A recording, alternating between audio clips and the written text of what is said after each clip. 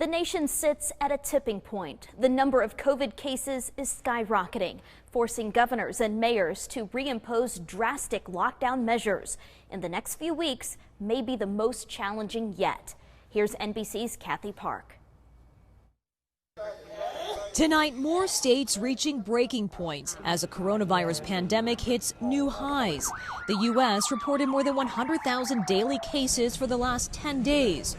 Oregon and New Mexico announcing a partial lockdown, urging residents to stay home for 2 weeks. If we don't act right now, we cannot preserve the lives, can't keep saving lives.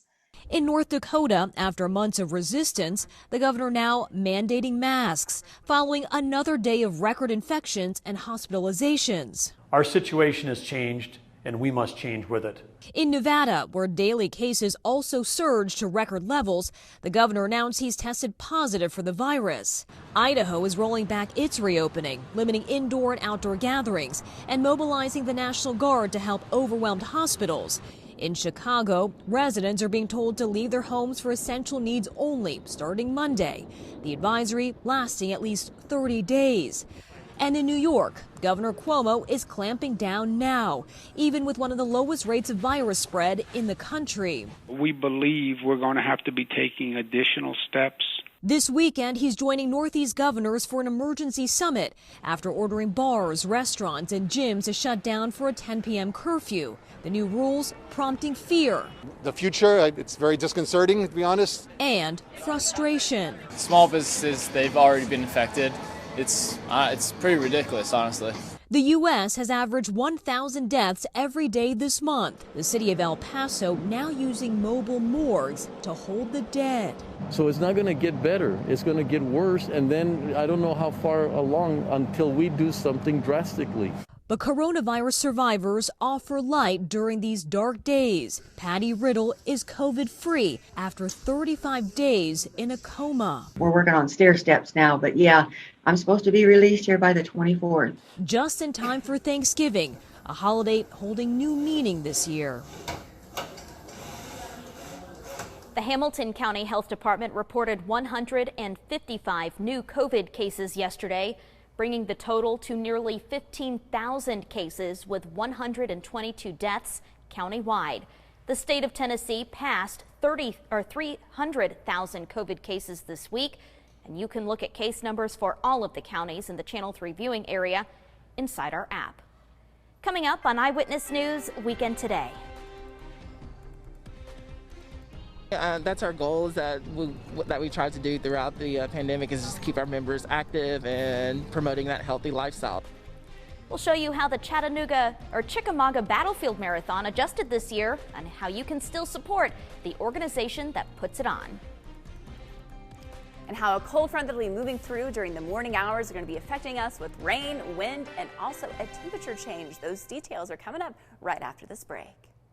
Well, it feels like the hurricane season just never ends. Allison Pryor is tracking this latest hurricane. It's not going to impact our area, but it's definitely going to impact Honduras, which has already been hit with another hurricane just a few days ago, right, Allison? Absolutely. So they had Ada, now we're talking about Iota, and we just have a new advisory. If you've been watching us all morning long, the previous one was our 4 a.m. advisory. This one was issued at 7 a.m., and it is rapidly strengthening. So we've seen that wind go up to 85 miles per hour. Here's what we're looking at right now. So continuing to see Iota have that westerly movement going towards both Nicaragua and to Honduras, becoming a major hurricane. Look at that, Category 4 strength right as it's making landfall on Monday night. It will stay with that westerly trend, so we're not going to see that north turn like we've seen so many times this year into the Gulf of Mexico. It will be staying west, not impacting the U.S., but this is certainly very bad news for Central America. Talking about flooding, rain, the potential for mudslides, in addition, of course, to that wind and storm surge.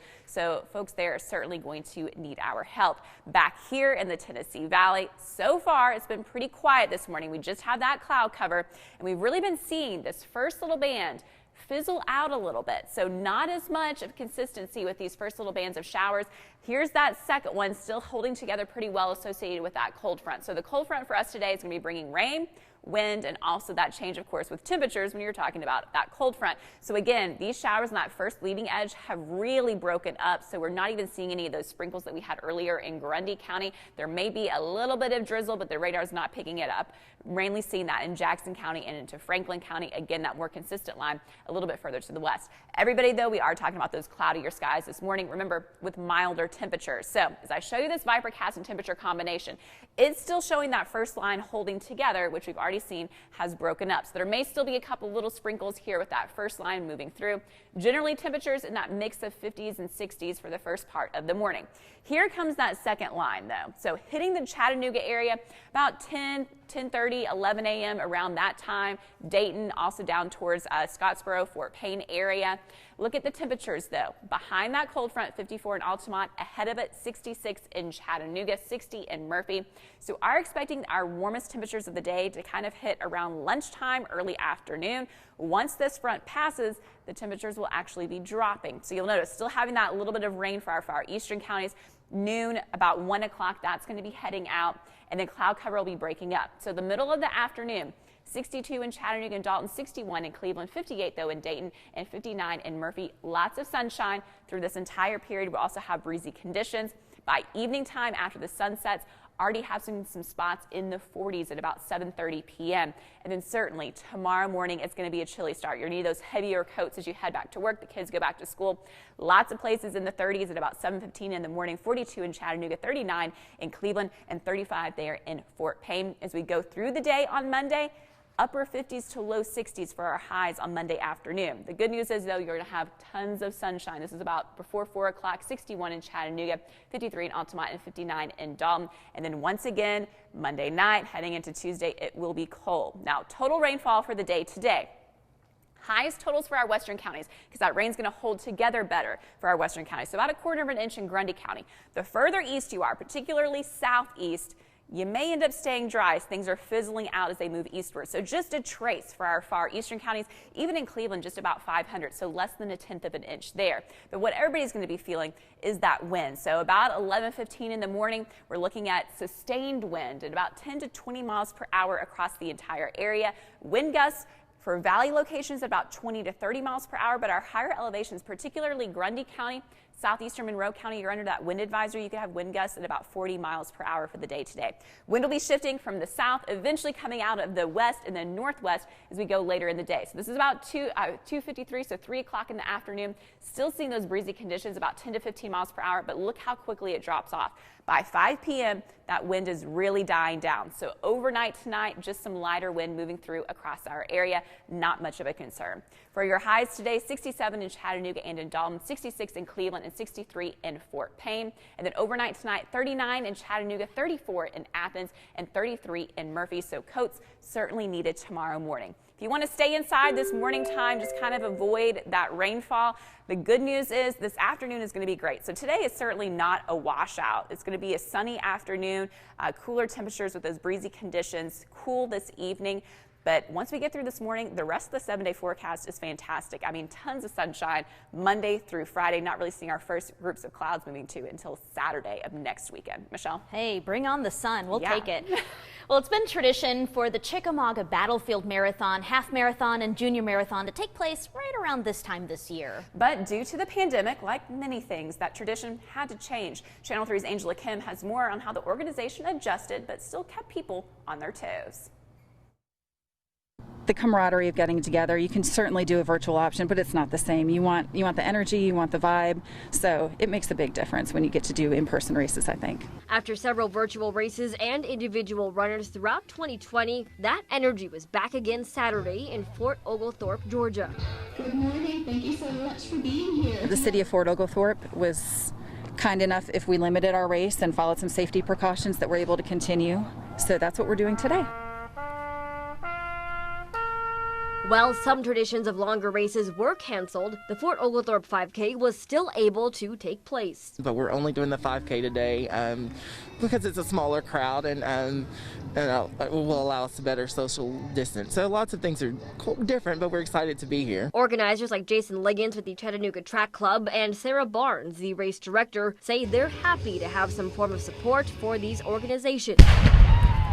especially since many of them have been hurting during the pandemic. Well, in addition to benefactors such as 6th Cavalry Museum, which we do for this race, the Chattanooga Track Club is a 501c3 as well, so it hurts all the way around. But both Liggins and Barnes are working to keep both the fundraising active as well as people across Tennessee and Georgia.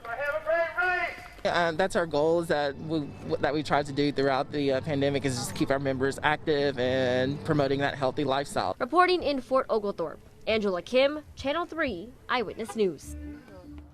The organization is also putting together the annual Turkey Trot on Thanksgiving morning. We have a link with more information on that inside our app. Time is now 7:25. After the break on Eyewitness News Weekend today, the Chattanooga Red Wolves season ended a few weeks ago. Now they're trying to add some new prospects to the roster. Ben Bobick explains the type of players they're looking for. Coming up next in sports.